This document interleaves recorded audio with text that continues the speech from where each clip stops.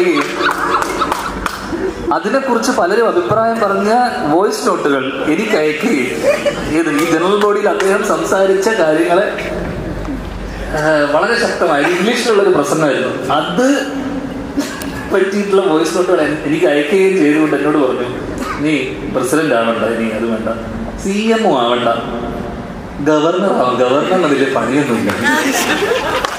ഇതറിഞ്ഞ ഗവർണർ കഴിഞ്ഞ ദിവസം ഒരു ഇന്റർവ്യൂവിന്റെ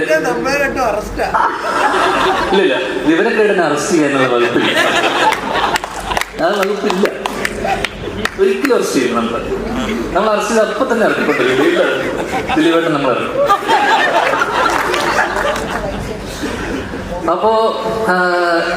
അപ്പൊ ഞാനിപ്പോ ഇവിടെ പറയാൻ വെച്ച സാധനം വെച്ചാൽ, ഒരിക്കലും അതിനിടയിൽ എന്റെ അമ്മ എന്നോട് പറഞ്ഞു, മോനെ നീ അമ്മയുടെ പ്രസിഡന്റ് ആവാൻ പോകുവാണെന്ന് കേട്ടു മോനെ, അത് ഒരിക്കലും പാടില്ല, അച്ഛനൊരിക്കലും ആവാതിരുന്നതിന്റെ കാരണം നമ്മൾ സ്ട്രെയിറ്റ് ഫോർവേഡ് ആയിട്ടുള്ള ആൾക്കാർക്ക്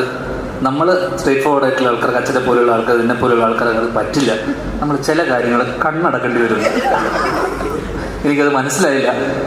പക്ഷെ CM ആയി എവിടെയോ ഒതുങ്ങിക്കൂടാനെന്ന് ആഗ്രഹിച്ച എന്നെ അമ്മയുടെ പ്രസിഡന്റ് ആക്കി തീരൂ എന്നടങ്ങിയ വാശിയുള്ള എൻ്റെ മെന്ററിനെ ഈ വേദിയിലേക്ക് ഞാൻ വീണ്ടും സ്വാഗതം ചെയ്യുന്നു. അതോടൊപ്പം തന്നെ ഒരിക്കലും ആവാൻ പാടില്ലാത്ത, ഞാൻ ആഗ്രഹിക്കാത്ത അമ്മയുടെ പ്രസിഡന്റ് സ്ഥാനം ഞാനിവിടെ രാജിവെച്ചു.